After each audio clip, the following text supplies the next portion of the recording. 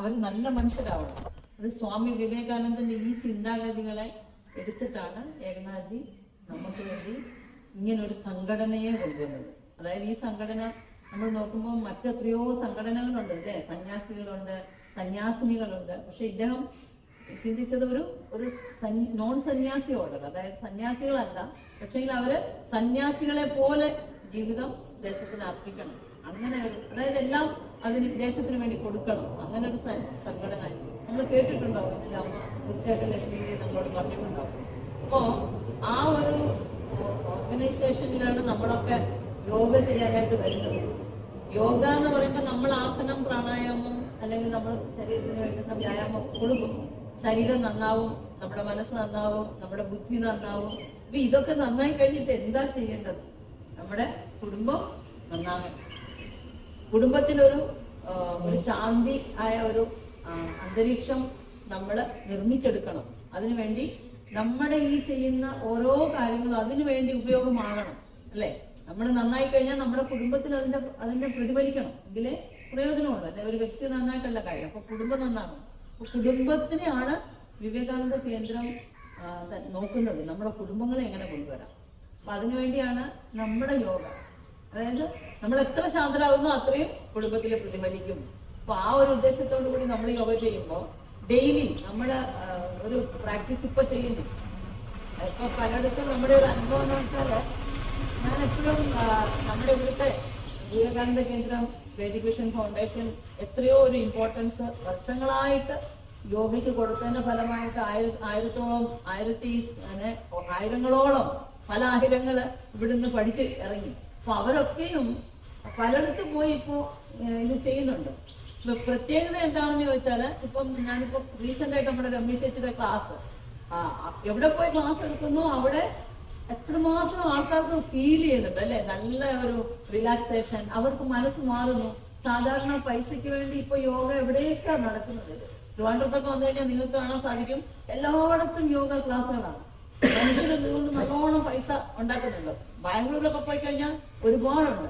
പക്ഷെങ്കിൽ വിവേകാനന്ദ കേന്ദ്രത്തിൽ നിന്ന് വരുന്ന ഒരു വ്യക്തി യോഗ എടുക്കുമ്പോൾ അവര് എന്തിനാണ് ലക്ഷ്യമിടുന്നതെന്ന് വെച്ചാല്, ഓരോ വ്യക്തികൾക്കുള്ളിലും ഒരു സമാധാനം, ഒരു ശാന്തി, അവരുടെ അകത്തൊരു ദേശപ്രേമം, അല്ലെങ്കിൽ നമ്മുടെ ചുറ്റുപാടുമുള്ള ആൾക്കാർക്ക് വേണ്ടിയിട്ടുള്ള ഫീലിംഗ്. അപ്പൊ അവർക്ക് വേണ്ടി മാത്രമല്ല, മറ്റുള്ളവരെയും കൂടെ അതിലേക്ക് കൊണ്ടുവരാൻ ശ്രമിക്കുന്നു. ഇതാണ് നമ്മുടെ ഒരു വ്യത്യാസം. മറ്റുള്ളവരിൽ നിന്ന് വിവേകാനന്ദ കേന്ദ്രത്തിന്റെ യോഗയിൽ വരുന്നവർക്ക് വ്യത്യാസം എന്ന് പറഞ്ഞാൽ, അവരിവിടെ പഠിച്ച് ഇവിടുന്ന് വെളിയിൽ പോയി കഴിയുമ്പോൾ അവർ ആ പഴയ ഒരു സ്വാർത്ഥി ആയിരിക്കില്ല, സ്വന്തത്തിന് വേണ്ടി മാത്രം ചിന്തിക്കുന്നവരായിരിക്കില്ല. അവർ നിസ്വാർത്ഥമായിട്ട് ചിന്തിക്കും, ഉറപ്പായിട്ടും ചിന്തിക്കും. കാരണം അവർക്ക് കൊടുക്കുന്ന ഈ എക്സസൈസ് മാത്രമല്ല, വ്യായാമം മാത്രമല്ല, ശാരീരിക വ്യായാമം മാത്രമല്ല, പക്ഷെങ്കിൽ അവരുടെ മനസ്സ് വികസിക്കാനുള്ള ഒരു കാര്യങ്ങൾ നമ്മൾ വിവേകാനന്ദ കേന്ദ്രത്തിൽ ചെയ്യുന്നുണ്ട്. കാരണം വിവേകാനന്ദ കേന്ദ്രം സ്വാമി വിവേകാനന്ദന്റെ സന്ദേശമാണ് എടുത്തിരിക്കുന്നത്. എന്താണ്? വികാസമാണ് ജീവിതം. നമ്മൾ എത്ര ചുരുങ്ങുന്നുവോ, ഞാൻ എന്റേത് എന്ന രീതിയിലുള്ള ചുരുങ്ങുന്നുവോ, അത്രയ്ക്കും നമ്മൾ എന്താവും? സ്വാർത്ഥികളാവും. സ്വാർത്ഥികൾ എന്ന് പറഞ്ഞാൽ എന്താകുക? മരിക്കുകയാണ് ചെയ്യുന്നത്. വികാസമാണ് ജീവിതം എന്ന് സ്വാമിജി പറഞ്ഞു. Expansion is life, contraction is death. നമ്മളോട് ഞാൻ എന്ന് പോകുന്നതോടും നമ്മൾ മരിക്കുന്നു. അത് പക്ഷെങ്കില് നമ്മൾ വികസിക്കും തോറും നമ്മൾ ജീവിക്കും, അതിൽ എത്തിച്ചേരും. അപ്പോ നമ്മൾ നമ്മുടേതായ ചെറിയ ചെറിയ വിഷയങ്ങളൊക്കെ അങ്ങ് മറന്നു പോകും. അപ്പൊ എന്താ സംഭവിക്കുക? നമ്മൾ നമ്മളെ തന്നെ വളർത്തിയെടുക്കും, നമ്മളിലുള്ള ശക്തിയെ വെളിയിൽ കൊണ്ടുവരും. അൾട്ടിമേറ്റ്ലി അവസാനം നമ്മൾ പറയുമ്പോൾ നമ്മുടെ ഉദ്ദേശം എന്തായിരിക്കണം? നമ്മളിലുള്ള ദൈവിക ശക്തിയെ നമ്മൾ വെളിയിൽ കൊണ്ടുവരണം. എല്ലാവരിലും ദൈവിക ശക്തിയുണ്ട്. അത് ചിലരിൽ പെട്ടെന്ന് പ്രകടമാകും, ചിലരില് പതുക്കെ പ്രകടമാകും. നമ്മുടെ കാര്യങ്ങൾ കൊണ്ട്, അതായത് നമ്മൾ യോഗ പഠിപ്പിക്കുന്നത് കൊണ്ട് മനുഷ്യരുടെ ഉള്ളിലുള്ള ആ ദൈവിക ശക്തി എത്രയും വേഗം വെളിയിൽ കൊണ്ടുവരാമോ അത്രയും പെട്ടെന്ന് അവർ ഈ ജീവിതത്തെ ആസ്വദിക്കും. എപ്പോൾ കണ്ടാലും നമ്മൾ എവിടെ പോയാലും, ഇപ്പൊ ആരോടെങ്കിലും ചോദിച്ചാൽ എങ്ങനെയുണ്ട്? പോകുന്നു അല്ലെ, സുഖമാണ്, സന്തോഷത്തോടുകൂടി പറയുന്നത് വളരെ ചുരുക്കം വരെ ഉണ്ടാവുള്ളൂ. അങ്ങനൊക്കെ പോകുന്നു എന്ന് പറയും. അതിന്റെ അർത്ഥം എന്താ? എന്തൊക്കെയോ മാനസിക പ്രശ്നങ്ങൾ ഉണ്ടെന്നുള്ളതാണ് അർത്ഥമാണ്. നമ്മൾ എവിടെ ചോദിച്ചാൽ നിങ്ങൾക്ക് അറിയാമായിരിക്കുമല്ലോ, നമ്മൾ തന്നെ എങ്ങനെയാ പറയാ അല്ലെ? അങ്ങനെയൊക്കെ തട്ടിയും പൊട്ടിയും പോകുന്നു. നമ്മുടെ ഒരു പറച്ചിലിന്റെ ഒരു സ്വഭാവ രീതി ഇങ്ങനെയാ. ഇതിന്റെ കാരണം തന്നെ നമ്മളിലെ ഒരു സന്തോഷവരല്ല, നമുക്ക് എന്തൊക്കെയോ പ്രശ്നങ്ങളാണ്. പക്ഷെ ഇങ്ങനെ ചിന്തിച്ചു കഴിഞ്ഞാൽ ഇതൊരു പ്രശ്നമല്ലെന്ന് നമുക്ക് മനസ്സിലായി. എപ്പോഴാണ് മനസ്സിലാവുക?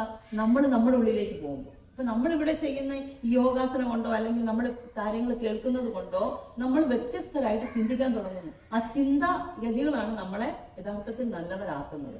അതാണ് നമ്മളെ മനസ്സിനെ വികസിപ്പിക്കുന്നത്.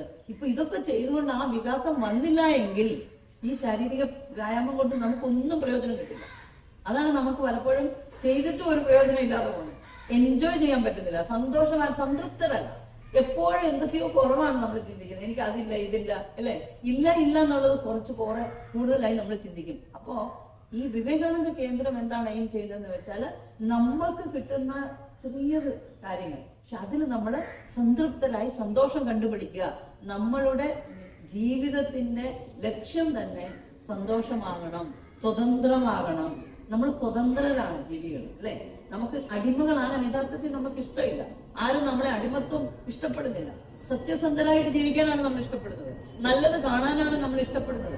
അതുകൊണ്ടാണ് ഇപ്പൊ ഒരു സിനിമ കണ്ടാൽ പോലും അടി ഉണ്ടാകുമ്പോ വില്ലൻ ചെയ്യുമ്പോ നമ്മൾ സത്യസന്ധമായ ആരാണോ അതുകൊണ്ട് അവർക്കാണ് നമ്മുടെ മനസ്സ് പോവുക. ആണോ അല്ലേ? അല്ലേ? തീർച്ചയായിട്ടും നമ്മുടെ മനസ്സ്. ഇപ്പൊ രാമരാവണ യുദ്ധം നടക്കുമ്പോ നമ്മുടെ മനസ്സ് പോകുന്ന ആർക്ക് വേണ്ടിയിട്ടാണ്? രാമന് വേണ്ടിയിട്ടാണ് ഓട്ടോമാറ്റിക്കലി. കാരണം ഇതിന്റെ അർത്ഥം എന്താ? നമ്മുടെ മനസ്സ് നല്ലതാണ്, നമ്മള് ബേസിക്കലി നല്ലവരാണ്. എവിടെ ഒരു ചീത്ത കണ്ടാലും അത് തെറ്റാ, അങ്ങനെ ചെയ്യരുത്. ചിലപ്പോ നമ്മൾ ചെയ്യും, പക്ഷെ നമ്മൾ മറ്റുള്ളവർ ചെയ്യുന്ന കാണുമ്പോ നമ്മുടെ മനസ്സ് പറയാം അത് തെറ്റാണ് അല്ലെ. ഒരു കള്ളൻ പോലും സത്യം കേൾക്കാനാണ് ആഗ്രഹിക്കുന്നത്. അവൻ വീട്ടിൽ കയറുന്ന കവർ ചെയ്യാൻ കയറുന്നതാണ്. അപ്പൊ വീട്ടുടമസ്ഥര് ചാവിയൊക്കെ, അലമാരയുടെ ബ്യൂറോയുടെ ചാവിയൊക്കെ തലങ്ങളുടെ കീഴിലൊക്കെ വെച്ചിട്ടായിരിക്കും കിടക്കുക. അപ്പൊ കള്ളം വന്ന് ചാവി ചോദിക്കുമ്പോ അയ്യോ അറിയത്തില്ല, ചാവി എന്റെ കയ്യിലല്ലെന്നൊക്കെ പറയുമ്പോ അയാൾ എന്താ പറയുന്നത്? കള്ളം പറയാ, സത്യം പറ, എവിടെയാ എടുക്കുക എന്നല്ലേ പറയാ. സത്യം പറ, അതിനർത്ഥം എന്താ? കള്ളം പോലും കള്ളം കേൾക്കാൻ ആഗ്രഹിക്കുന്നില്ല. എന്ത് കേൾക്കാനാണ് ആഗ്രഹിക്കുന്നത്? സത്യം കേൾക്കാനാണ് ആഗ്രഹിക്കുന്നത്. ഇതെന്ന് പറയുന്നത് അർത്ഥം എന്താണെന്ന് വെച്ചാൽ ബേസിക്കലി എല്ലാവരുടെയും ഉള്ളില് സത്യസന്ധത ഉണ്ട്. സത്യസന്ധത അവർ എക്സ്പെക്ട് ചെയ്യുന്നു. നമ്മുടെ കുഞ്ഞുങ്ങൾ നമ്മളോട് വന്ന് കള്ളം പറയുമ്പോ നമ്മൾ അവരോട് പറയും കള്ളം പറയരുത്. കാരണം നമുക്കറിയാമോ കള്ളം പറയുകയാണെന്ന്. കള്ളം പറയരുതേ. ചിലപ്പോൾ നമ്മൾ കള്ളം പറയുന്നുണ്ടാവും, പക്ഷെ നമ്മൾ കുഞ്ഞിൽ നിന്ന് എന്താണ് ആഗ്രഹിക്കുന്നത്? അവൻ സത്യസന്ധനായിട്ട് നമ്മളോട് സംസാരിക്കണം. നമ്മളല്ലാതെ മറ്റുള്ളവർ നമ്മളോട് സത്യസന്ധമായി പെരുമാറണം.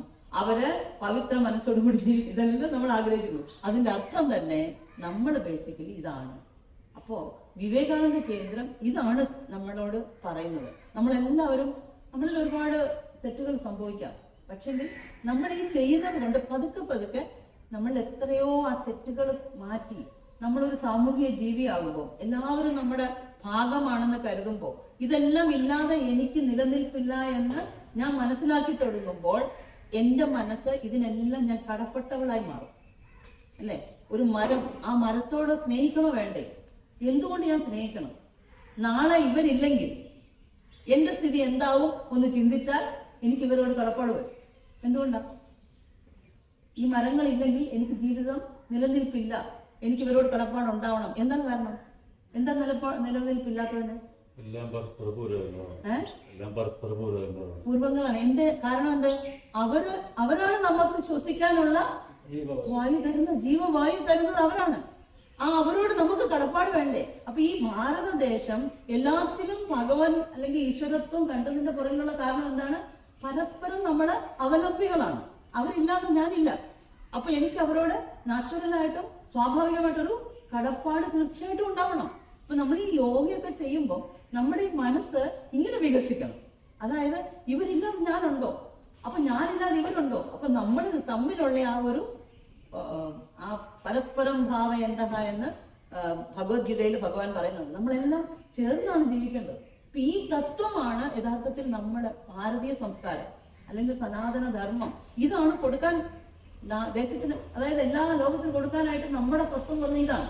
ഇത് കൊടുക്കുമ്പോൾ ഇതാണ് യോഗയിൽ നിന്ന് വരുന്ന സംഭവം. അതായത് നമ്മളെ യോജിപ്പിക്കുകയാണ്, വിഘടിപ്പിക്കുകയല്ല അല്ലെ. യോഗ എന്ന് പറഞ്ഞാൽ നമ്മൾ പറയുന്നത് എന്താണ്? യുജ്യത അനേന ഇതി യോഗ. എല്ലാത്തിനെയും യോജിപ്പിക്കുന്നതാണ് യോഗ. അപ്പോ നമ്മുടെ മനസ്സിന്, നമ്മുടെ ശരീരം, നമ്മുടെ മനസ്സ്, നമ്മുടെ ബുദ്ധി ഇത് ഡെയിലി യോജിക്കുന്നുണ്ടോ എന്നൊരു ചെക്കിങ് നമുക്ക് തന്നെ വേണം. നമ്മുടെ ബുദ്ധി ചിന്തിക്കുന്നതാണോ നമ്മുടെ ശരീരം പോകുന്നത്? അല്ലെ? നമ്മൾ എന്താണ് ചിന്തിക്കുന്നത് അതാണോ നമ്മൾ യഥാർത്ഥത്തിൽ ചെയ്യുന്നത്? കാരണം സത്യം നമുക്കറിയാം, അസത്യം ചെയ്യുന്നു. ധർമ്മം നമുക്കറിയാം, അധർമ്മം പ്രവർത്തിക്കുന്നു. അപ്പോ ഇതിനർത്ഥം തന്നെ ചിന്തിക്കുന്നതല്ല പ്രവർത്തിക്കുന്നത്, പ്രവർത്തിക്കുന്നതിനനുസരിച്ചായിരിക്കും നമുക്ക് ഫലം വരുന്നത്. നല്ല കാര്യം ചിന്തിച്ചാൽ പോലും വേണ്ടാത്തതൊക്കെ ചെയ്യുന്നു. ചില സമയത്ത് നല്ല കാര്യം ചിന്തിക്കാൻ പോലും നമ്മൾ കഷ്ടപ്പെടുന്നില്ല, അതിനുവേണ്ടി നമ്മൾ പ്രയാസപ്പെടുന്നില്ല. ഇതൊക്കെ ഒന്ന് ചിന്തിച്ചാൽ നമ്മൾ വികസിക്കാൻ തുടങ്ങും. ഈ പരസ്പരം നമ്മൾ അവലംബികളാണെന്ന് മനസ്സിലാക്കി കഴിഞ്ഞാൽ, ഇപ്പൊ നമ്മളൊരു വണ്ടി ഓടിച്ചു പോകുന്നു, എതിരെ വരുന്നവൻ ശരിക്കും വണ്ടി ഓടിച്ചില്ലെങ്കിൽ നമുക്ക് അപകടം ഉണ്ടാവും. നമ്മൾ എത്ര നല്ലവരാന്ന് പറഞ്ഞാലും നമ്മളും അപകടത്തിൽപ്പെടും. കാരണം അതുകൊണ്ടാണ് നമ്മൾ ഈ മാൻ മേക്കിംഗ് നേഷൻ ബിൽഡിംഗ് എന്ന് പറയുന്നത്.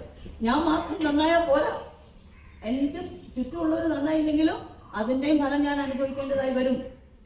അതുകൊണ്ട് ഞാൻ മറ്റുള്ളവർക്ക് വേണ്ടി തീർച്ചയായിട്ടും പണി ചെയ്തേ പറ്റൂ. അല്ലാതെ എനിക്ക് വേണ്ടി മാത്രം എനിക്ക് ജീവിക്കാനേ പറ്റില്ല. ഇത് നമുക്ക് മനസ്സിലാവുന്ന കാര്യമാണ് എല്ലാവർക്കും, അല്ലെ? ഞാൻ എനിക്ക് വേണ്ടി മാത്രം ജീവിക്കാൻ പറ്റുകയില്ല. മറ്റുള്ളവർ നന്നായില്ല എങ്കിൽ, ചൈനയിലിരുന്ന് ആരോ ചിന്തിച്ചതാണ്, അപ്പോഴാണ് ഈ കോവിഡ്, അതായത് കൊറോണയുടെ ഇത് വെളിയിൽ വന്നത്, അല്ലെ? ഇത് ലോകത്തെ മൊത്തം 3 വർഷം പിടിച്ചു കുലുക്കി നിർത്തിവെച്ചു. ഒരുത്തന്റെ തെറ്റായ ബുദ്ധി, ഒരുത്തന്റെ നാശിക ബുദ്ധി. അപ്പൊ ഇങ്ങനെ വന്നു കഴിഞ്ഞാൽ എല്ലാവരും നന്നായില്ലെങ്കിൽ അത് മറ്റുള്ളവരെ ബാധിക്കും. ഒരു വലിയ മരം വീണാൽ ഒരുപാട് ചെറിയ മരം അതിന്റെ അടിയിൽ നശിച്ചു പോകും. അപ്പോ അവരെത്ര നല്ലവരായിട്ട് എന്ത് പ്രയോജനം? അപ്പോ നമ്മൾ മറ്റുള്ളവർക്ക് വേണ്ടി ചെയ്യണ്ടയോ? മറ്റുള്ളവരെയും നമ്മളെ ഈ നല്ല വഴിയിലേക്ക് നയിക്കണ്ടയോ? അങ്ങനെയെങ്കിൽ നമുക്ക് ഉറങ്ങാൻ സമയമില്ല, നമുക്ക് വേസ്റ്റ് ചെയ്യാൻ സമയമില്ല. നമ്മുടെ ജീവിതത്തിൽ ഇപ്പം ഞാൻ കഴിഞ്ഞ ദിവസം ഓട്ടോയിൽ നമ്മുടെ തിരുവനന്തപുരം വിവേകാനന്ദ കേന്ദ്രത്തിൽ നിന്ന് തമ്പാനൂർ റെയിൽവേ സ്റ്റേഷനിലേക്ക് വരുമ്പോ വണ്ടി ഓടിക്കുന്ന ഓട്ടോക്കാരൻ എന്തോ മുമ്പിൽ കണ്ട 2-3 പേരുടെ റോങ് ഡ്രൈവിംഗ് കണ്ടിട്ട് തെറ്റായ വഴിയിലൂടെ പോകുന്ന കണ്ടപ്പം ഇയാള് സ്വതവേ പറയാണ്, ഞാൻ പുറകിൽ ഇരിക്കുന്നുണ്ട്, അപ്പൊ അയാൾ സ്വതവേ പറയാം, എന്ത് ചെയ്യാനാ, നല്ലവണ്ണം ചിന്തിച്ചിട്ടും പ്രയോജനം എന്താ, കണ്ടില്ലേ എങ്ങനെയാ ഓടിക്കുന്നത്, ഇവനൊക്കെ പഠിച്ചിട്ടാണോ വണ്ടി ഓടിക്കുന്നത് എന്ന് അയാൾ പറയുന്നു. അപ്പൊ ഞാൻ എന്റെ മനസ്സിൽ ചിന്തിക്കാണ്, അയാൾ നല്ല ചിന്താഗതിക്കാരൻ, അയാൾ ചിന്തിക്കുകയാണ്. എന്റെ ഈശ്വര, അങ്ങനെ അയാൾ തന്നെ പ്രാർത്ഥിക്കാം, എന്റെ ഈശ്വര പത്മനാഭനെ വിളിച്ചാൽ പ്രാർത്ഥിക്കാം, പത്മനാഭ ഇവർക്കൊക്കെ ഒരു നല്ല ബുദ്ധി കൊടുക്കും. അപ്പൊ ഞാൻ പറഞ്ഞു, വളരെ സന്തോഷം, ഇങ്ങനെ ഒരു ഓട്ടോയില് യാത്ര ചെയ്യാൻ ഇന്ന് രാവിലെ എനിക്ക് സാധിച്ചതിൽ വളരെ സന്തോഷം. കാരണം ഒരു നല്ല ചിന്താഗതിക്കാരനാണ് നിങ്ങൾ. അപ്പൊ അയാൾ പറഞ്ഞു, ഞാൻ എന്നും രാവിലെ ഇറങ്ങുമ്പോൾ ഈശ്വരനോട് പ്രാർത്ഥിച്ചിട്ടാണ് ഇറങ്ങുന്നത്, എന്റെ കയ്യിൽ നിന്ന് ആർക്കും ഒരു ദോഷം വരില്ലേ ഭഗവാനെ, മാത്രമല്ല മറ്റുള്ളവരിൽ നിന്ന് എനിക്കും ദോഷം വരാതിരിക്കാൻ മറ്റുള്ളവർക്കും സദ്ബുദ്ധി കൊടുക്കണേ ഭഗവാനെ. നമുക്ക് ഒരു പ്രാർത്ഥന പോലും നമ്മൾ മറ്റുള്ളവർക്ക് രാവിലെ ചെയ്യേണ്ടതായിട്ട് ആവശ്യമുണ്ട്. എന്തെന്ന് വെച്ചാൽ അവർ നല്ലതല്ലെങ്കിൽ നമുക്ക് നല്ലതായി ഇരുന്നിട്ടും നമുക്ക് തെറ്റുകൾ വരും, ദോഷങ്ങൾ വരും. അതുകൊണ്ട് ഈ പരസ്പരം നമ്മൾ എത്രമാത്രം യോജിച്ചിരിക്കുന്നു, അല്ലെങ്കിൽ നമുക്ക് ആവശ്യമുണ്ട് എന്ന് മനസ്സിലായാൽ നമ്മൾ തന്നെ നന്നാവും.